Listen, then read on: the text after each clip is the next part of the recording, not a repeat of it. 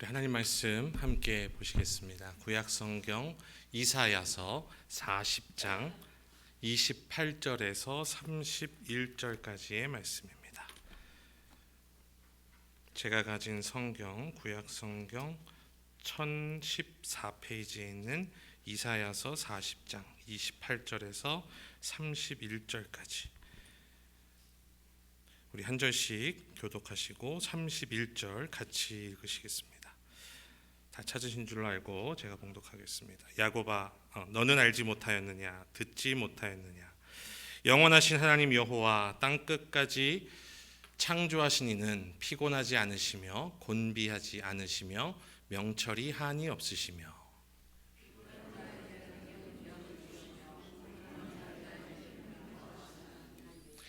소년이라도 피곤하며 곤비하며 장정이라도 넘어지며 쓰러지되 오직 여호와를 앙망하는 자는 새 힘을 얻으리니 독수리가 날개치며 올라감 같을 것이요 다른 박질하여도 곤비하지 아니하겠고 걸어가도 피곤하지 아니하리로다.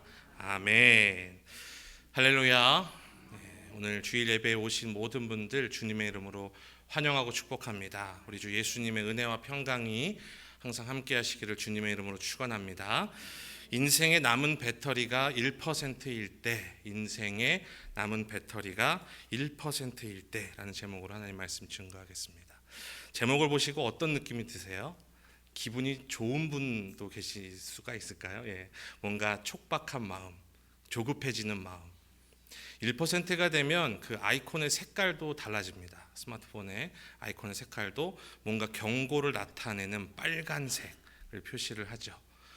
요즘은 스마트폰뿐만이 아니라 자동차도 배터리로 가는 차들이 많아서 만약에 1%가 남은 상태에서 내가 운전을 한다. 전기차가 아니더라도 내 이 가스가 더 이상 몇 마일이 남았다고 나오지도 않을 정도까지 돼 있는 상태에서 내가 운전을 한다. 어떤 느낌이 드십니까? 네, 이런 기기들뿐만이 아니라 우리의 삶 가운데에도 마치 배터리가 1%밖에 남지 않아서 이제는 곧 다 끝날 것 같이 너무나도 힘들고 괴로울 때가 있습니다. 그리고 오늘 본문에 나오는 이 이스라엘 백성들이 바로 그러한 절망과 피곤함, 괴로움 가운데 살고 있었습니다. 그들은 바벨론의 포로 생활 가운데서 내 길은 여호와께 숨겨졌으며 내 억울한 사정은 하나님께로부터 벗어났다 이렇게 탄식했습니다. 더 이상 내 길은 보이지 않고 더 이상 하나님은 우리를 인도하지 않는구나 라고 이렇게 탄식하는 상황 속에서 내 꼬여버린 실타래를 어떻게 어디서부터 풀어야 될지도 모를 것 같은 그 엉켜져 있는 상황 속에서 이제는 하나님도 나를 잊으셨나 하는 그러한 마음이었습니다. 그런데 오늘 선포되는 하나님의 말씀은 이처럼 피곤하고 지쳐있던 이스라엘 백성 그리고 그뿐만 아니라 오늘 저와 여러분에게 가장 완벽한 위로이자 가장 강력한 회복의 방법인 줄로 믿습니다. 그 말씀, 오늘의 말씀이 선포될 때 우리의 상한 심령, 우리의 찢어진 마음들이 위로를 얻고 우리의 바닥나 있는 여러 가지 체력들, 방전되어 있는 우리의 삶이 다시 한번 하나님의 능력으로 새롭게 교체되는 놀라운 은혜가 있기를 주의 이름으로 축원합니다. 오늘 말씀에 보면요, 소년이라도 피곤하며 곤비하며 장정이라도 넘어지며 자빠진다 이렇게 돼 있어요. 30절에 보면. 근데 이 소년이라는 단어는 단순하게 젊은 사람, 남자를 뜻하는 그런 의미가 아니라 남녀를 통틀어서 가장 전성기라고 할 수 있는 젊고 팔팔한 시기, 우리가 흔히 말하는 돌도 씹어 먹을 수 있다는 그때를 뜻합니다. 그리고 장정은요, 단순한 성인 남성을 뜻하는 것이 아니라 히브리어의 원어에 보면 전쟁을 위해서 chosen one, 선택된, 그러니까 어떤 특수부대나 이런 델타 포스 같은 그런 특전사 부대에 들어갈 수 있을 정도의 힘과 지능까지도 갖고 있던 대단한 인물들이라 할지라도 넘어질 때가 있고 자빠질 때가 있고 피곤할 때가 있고 완전히 탈진해 버리는 때가 있다는 것을 말합니다. 누구라도, 어떠한 사람이라도, 누구라도 우리 인간은 이런 한계를 가진 존재일 수밖에 없다는 것. 그렇기 때문에 저와 여러분들이 지금 느끼는 이 피곤함, 이 방전된 느낌, 번아웃이 온 이 상황은 어떻게 보면은 나 자신만을 자책하는 것으로 끝나는 것은 아닙니다. 왜냐하면 우리 모두는 다 그런 존재이기 때문이라는 거죠.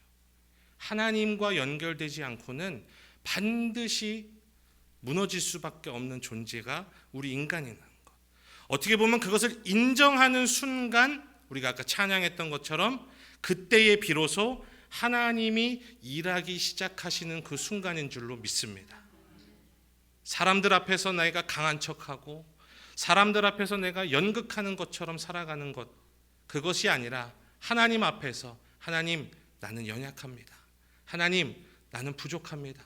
하나님 나는 지쳐 있습니다 라는 그러한 고백이 나올 때 하나님이 일하시는 은혜가 시작되는 출발점입니다. 그런데 하나님은 어떤 분이신가? 오늘 말씀해 보면 하나님에 대해서 어떤 분이신가를 말씀하십니다. 28절에 보면 너는 알지 못하였느냐 듣지 못하였느냐 영원하신 하나님 여호와 땅끝까지 창조하신 자는 피곤치 아니하시며 곤비치 아니하시며 명철이 한이 없으시며 피곤한 자에게는 능력을 주시며 무능한 자에게는 힘을 더하시나니. 하나님은 영원하신 분이다 이렇게 말씀합니다. 이 영원이라는 것은 시작이 있고 끝이 없다는 게 아니라 시작조차도 우리와는 차원이 다른, 완벽하게 다른 차원의 그 하나님, 영원하신 하나님. 제가 금요일에도 말씀드렸지만 우리는 가졌던 못 가졌던 젊건 나이가 많건 배웠던 못 배웠건 모두에게 다 해당되는 것 딱 한 가지는 뭡니까? 하루가 갈수록 우리는 다 하나님께 가까이 가는 그날이 오고 있다는 거죠. 우리는 영원하지 않습니다. 우리는 마지막이 있습니다. 그러나 하나님은 마지막이 없으세요. 영원하신 분이라는 거. 또 하나님은요 어떤 분이라고요? 땅 끝까지 창조하셨다 이렇게 말씀하셨어요. 있는 걸 가지고 적당히 만드신 것이 아니라 아예 없는 상태에서 모든 공간의 제한이 없고 시간의 제한이 없으신 그 하나님, 창조주 하나님. 그리고 세 번째 뭐라고 말씀하십니까? 피곤하지 않으시고 곤비하지 않으시는. 우리는 어떻습니까? 밥만 먹으면은 잠이 살살 오고. 그렇죠?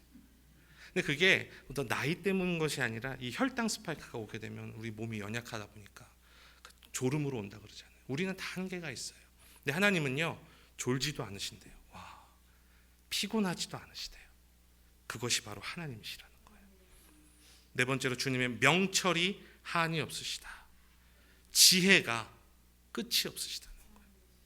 지혜가 필요하신 분들은 반드시 지혜의 근원이신 하나님께 지혜를 구하시기 바랍니다. 왜요? 하나님은 지혜가 끝이 없으시고 한이 없으시거든요. 내가 아무리 계산하고 내가 아무리 고민하고 내가 아무리 머리를 쥐어 짜더라도 하나님을 이길 수 없어요. 하나님을 넘어설 수 없어요.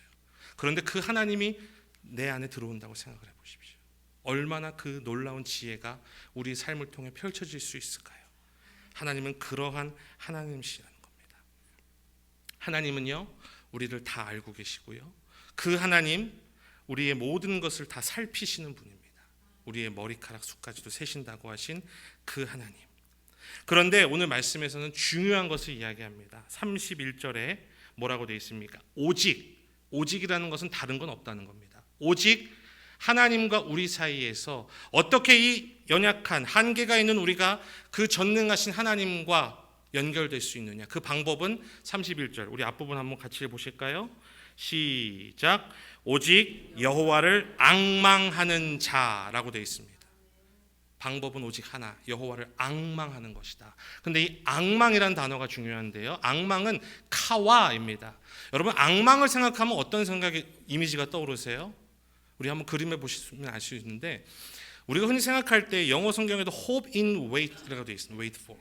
그러니까 그냥 기다리는 것. 근데 기다리는데 어느 정도 좀 간절하게 기다리는 정도? 그냥 감나무 밑에서 감이 떨어지나 이렇게 그냥 기다리는 것, 이 정도 간절함 정도를 앙망이라고 생각할 수 있는데 성경이 말하는 이 앙망, 카와는 뭐냐면 끈과 끈이 완전하게 결속되는, 묶이는 것을 뜻합니다.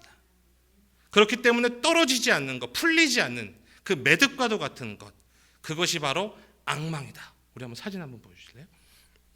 네. 카와는 이겁니다. 여호와를 앙망한다는 것은 뭡니까? 하나님과 묶이는 겁니다. 할렐루야. 오직 하나님과 묶이는 자만이 새 힘을 얻을 것이다. 오직 여호와를 앙망하는 카와의 삶을 살 때만이 우리는 새 힘을 얻고 살아갈 수 있다는 거죠. 근데 이 새 힘을 얻는다는 것도 굉장히 중요한 단어입니다. 왜냐하면 새 힘을 얻는다 하면 그냥 내가 있는 이 내 힘에 그냥 하나님이 그냥 케이블 꽂아서 그냥 리차지 하는 것처럼 내가 핸드폰 충전하는 것 같은 그 차지의 개념이 아니라 새 힘을 얻는다, 리뉴얼하는 단어는 완전한 디바인 익스체인지, 완전한 신적 교체를 뜻해요.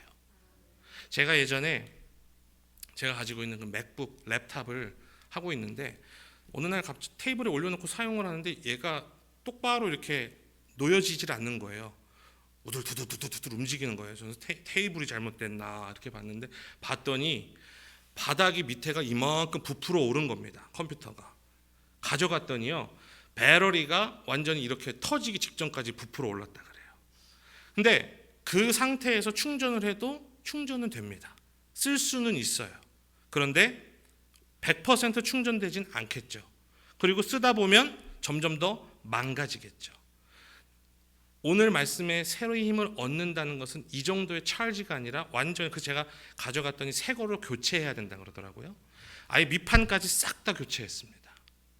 그것처럼 우리의 삶도 여호와를 앙망할 때에 하나님께서 완전히 나를 새로운 힘으로 교체해 주신다. 그것이 하나님의 약속인 줄로 믿습니다. 이러한 하나님과의 결속, spiritual bond, 하나님과 떨어지지 않고 완전히 타이된, 낚시해 보시는 분들은 아시잖아요. 얼마나 이 매듭이라는 게 중요한가. 제가 처음 낚시를 아이하고 할 때 자꾸 이 매듭이 빠지는 거예요. 그래서 기껏 좀 블루개 같은 거는 무겁지도 않은데 기껏 잡아서 야 잡았다 들어 딱 올리는데 후다닥 빠지는 그 빠질 때의 그 허무함과 분노 여러분 아십니까? 매듭이 중요해요. 팔자 매듭이 됐던 무슨 매듭이 됐던 나만의 매듭을 가지고 얼른 매듭을 묶어야 돼요. 빠지지 않는 그 카와. 하나님과 우리 사이가 이 풀리지 않는 매듭의 삶이 되기를 주님의 이름으로 축원합니다. 이 영적 결속이 있어야 된다는 거죠. 내 모든 삶을 하나님께 맡기고 이제는 내 끊어질 것 같은 그 실타래 같은 그 얇은 실이지만 하나님의 그 두꺼운 아까 그림에 있던 거 두꺼운 그 끈과 연결되어서 살아가는 삶. 그런데 이 앙망은요. 그렇다면 구체적으로 어떻게 이것이 가능할 수 있을까요?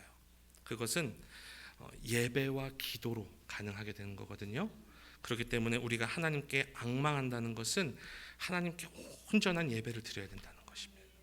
그리고 기도는 우리의 일상생활 가운데에 내 주도권을 하나님께 내어드리고 하나님의 살아계심을 고백하는 그 고백, 그 관계의 기도, 그 예배와 기도만이 앙망의 삶이 될 수 있다는 거예요.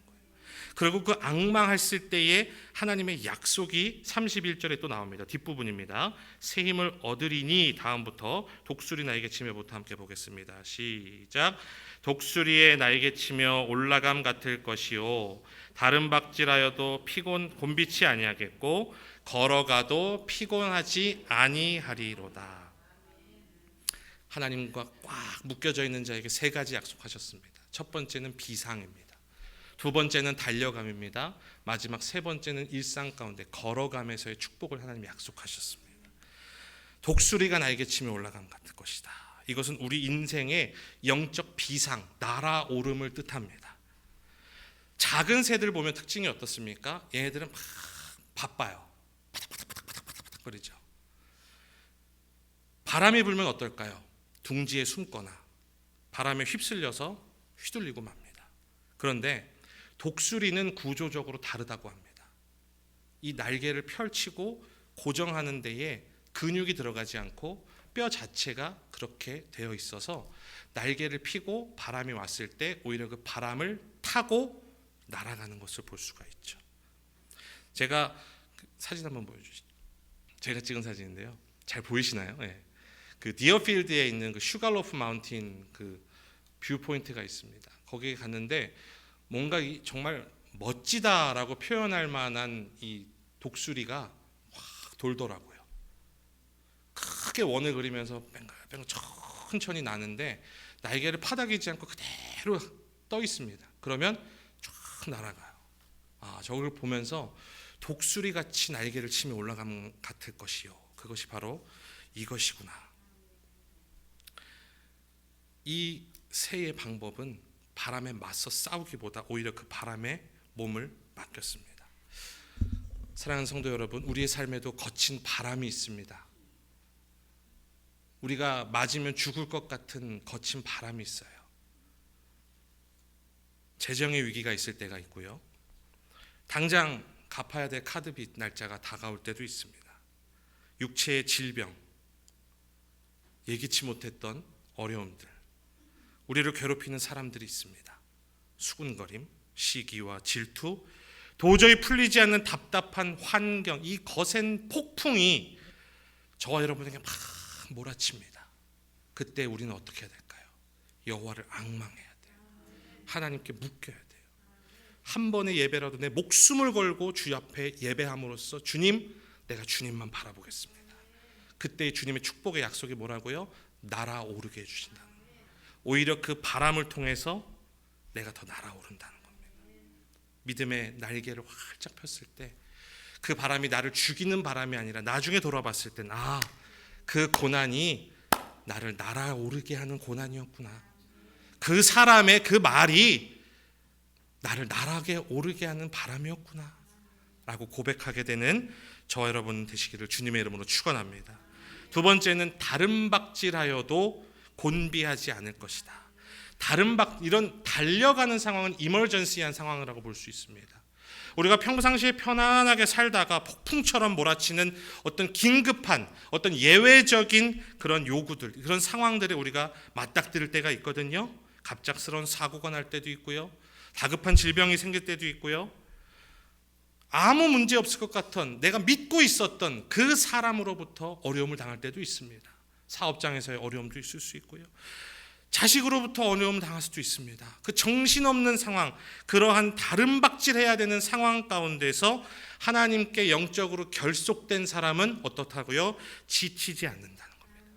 넉넉히 이겨낼 수 있다는 겁니다. 그 상황을 뛰어넘을 수 있는 그 축복을, 그 약속을 하나님께서 해주신 줄로 믿습니다. 마지막 세 번째는 걸어가도 피곤하지 않을 것이다. 여러분, 걸어감, 일상생활을 볼 수 있거든요. 일상생활 어떻습니까? 지루합니다. 재미없습니다. 지긋지긋합니다. 내일 아침 되면 또 일어나야 됩니다. 또 나가야 됩니다. 또 만나야 됩니다. 또 말해야 됩니다. 똑같아요. 이런 ordinary daily grind라고 할 수 있는 이 쳇바퀴 같은 이 상황 속에서 여호와를 앙망하고 하나님께 꼭 묶여 있는 자는 하나님이 그를 피곤하지 않게 해주신다. 잘 견뎌낼 수 있게 해주신다. 인듀어런스라고 되어 있습니다. 잘 견뎌낼 수 있게 해주신다. 그리고 감사할 수 있게 되는 거예요. 나의 일상, 여러분 생각해 보십시오. 누군가는 우리의 지긋지긋하다 느끼는 그 일상을 누군가는 부러워할 수도 있어요. 제가 예전에 기억에 남았던 말이 뭐냐면, 내가 소홀히 살았던, 내가 지루해했던 그 오늘 하루는 어제 죽은 이가 그토록 바라던 내일이다. 나는 오늘 하루를 감사하지 못하고 그냥 이게 뭔가 맨날 똑같네, 지루하네, 지긋지긋하네, 그죠? 우리 버릇처럼 그죠? 지겨워 죽겠어, 막 이러면서 그죠? 답답해 죽겠어. 그 상황 가운데 그것은 어찌 보면 어제 돌아가신 분에게 있어서는 그토록 꿈꾸고 소망하던 하루, 그 내일일 수도 있다라는 거죠. 그렇기 때문에 우리의 이 일상생활들, 알아주느니 아무도 없는 그런 일들, 모든 것들, 그죠? 우리 삶 가운데 놓이는 모든 것들을 하나님은 잘 걸어갈 수 있게 해주시든 축복을 약속해 주셨습니다. 마지막으로 그럼 우리가 구체적으로 앙망을 적용하겠습니다. 아까 말씀드린 예배와 기도입니다. 앙망은 내가 바란다고 되는 것이 아니라고 말씀드렸습니다. 앙망은 묶여야 됩니다. 그 묶이는 행동이 뭐냐? 예배입니다. 오늘 저와 여러분은 하나님과 묶이기 위해 이 자리에 나오셨습니다. 그것을 성공하셨으면 예배에 성공하신 거예요. 그것을 실패하셨으면 아무리 예배에 앉았다가 돌아가셔도 제자리로 돌아가신다 할지라도 예배를 드리신 것이라고 볼 수 없습니다. 사도행전에 우리가 말씀이 나와 있지만 하나님은 영이시니 예배하는 자가 영과 진리로 말씀과 성령으로 예배하라 이렇게 돼 있거든요. 근데 그 말씀 다음에 뭐라고 돼 있습니까?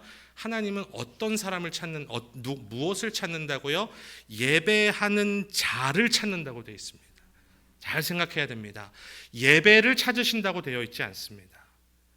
예배가 있다 할지라도 예배하는 자가 하나님이 찾으시는 자라는 겁니다. 그렇다면 우리가 무엇이 돼야 되겠습니까? 예배에 참석한 자로 끝나는 것이 아니라 예배를 드리는 자가 돼야겠죠. 진정으로 내가 예배하는 자가 돼야겠죠. 그렇기 때문에 예배는 우리가 생명을 걸고 지켜야 되는 것입니다. 예배는 교회의 전부입니다. 예배는 교회의 본질입니다.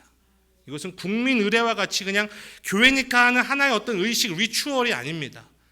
예배가 없으면 우리의 정체성 자체가 다 무너집니다. 그리고 제가 금요일에도 말씀드렸지만 우리 자녀들은 우리 부모님들의 모든 뒷모습을 보고 그대로 배웁니다. 우리가 자녀들에게 남겨진 사명이 뭐라고요? 샘플이 되자. 거룩한 샘플이 되자. 예배드리는 모습 우리 아이들이 보고 그대로 따라할 때에 어떤 느낌이 드십니까? 그 마음을 가지고 우리가 하나님, 내가 부족하지만 내가 거룩한 샘플이 되기 위해서 내가 몸부림치겠습니다. 시편 기자의 말처럼 백발이 되어도 내가 주의 일을 전하는 데에 주여 나를 버리지 마소서. 그 고백처럼 하나님, 우리가 예배에 성공하는 예배 성공자가 되게 하여 주시옵소서. 할렐루야. 예배 성공자가 인생 성공자고 그 사람이 하나님이 찾으신다는 것을 기억하며 예배에 집중하며 본질을 기억하는 저와 여러분 되시기를 주님의 이름으로 축원합니다. 두 번째로 기도입니다. 기도. 그냥 내가 원하는 것을 구하기만 하는 그 기도도 물론 할 수 있지만 여기서 말씀드리는 기도는 나의 삶 전체에 하나님이 주인이라는 것을 인정하고 신뢰하고 내 인생을 주님께 맡기는 그 기도를 뜻합니다. 기도는 하나님의 뜻을 기다리는 그 실제적인 훈련입니다.